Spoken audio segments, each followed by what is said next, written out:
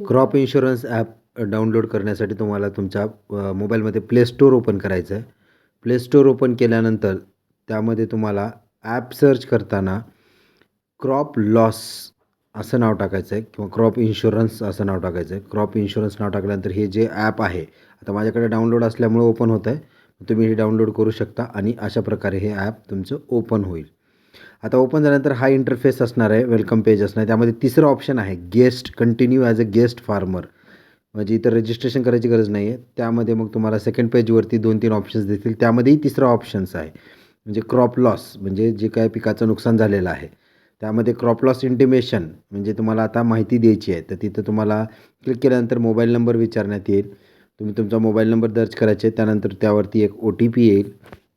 तो OTP टाकल्यानंतर तुम्हाला सीझन म्हणजेच कुठला हंगाम आहे, खरीप हंगाम असल्यामुळे सीझन, वर्ष कुठलं आहे 2024 आणि स्कीम म्हणजे ह्यामध्ये तुम्ही फळपिकाचा आहे का पीक विमा का फळबागेचा आहे का पिकाचा आहे, त्यामध्ये तुमचं राज्य निवडायचं आहे. त्यानंतर नेक्स्ट केल्यानंतर तुम्ही विमा कुठं भरलेला आहे, म्हणजे CSCमध्ये भरला आहे का बँकेत भरला आहे, CSC निवडूया. आणि तुमच्याकडे पॉलिसी नंबर आहे का, तर येस. तर पॉलिसी नंबर कुठं असणार आहे, तर तुमची जी पीक विम्याची पावती आहे त्या पावतीवरती तुम्हाला पॉलिसी रिसिप्ट नंबर किंवा ॲक्नॉलेजमेंट नंबर म्हणून येतं, ते तुम्ही या ठिकाणी दर्ज करणं गरजेचं आहे. पावती नंबर हा 19 किंवा 21 अंकीचा नंबर असू शकतो.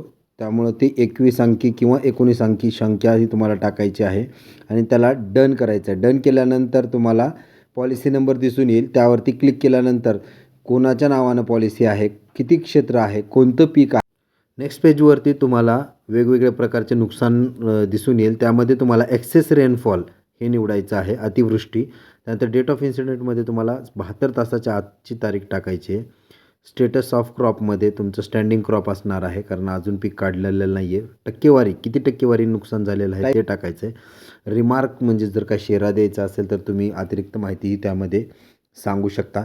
आणि अशा प्रकारे तुम्ही रिमार्क टाकल्यानंतर पुढं अपलोड डॉक्युमेंटवरती क्लिक केल्यानंतर तुम्हाला एक फोटो ओपन होईल, तुमचा कॅमेरामधला कॅमेरा ओपन होईल. फ्रंट कॅमेरा किंवा बॅक कॅमेरा दोन्हीमध्येही तुम्ही तुमच्या पिकाचं जे काही नुकसान झालेलं पीक आहे त्याचा फोटो काढू शकता आणि अपलोड करू शकता. व्हिडिओही काढू शकता तुम्ही एक 30 सेकंदाचा आणि तेही अपलोड करू शकता.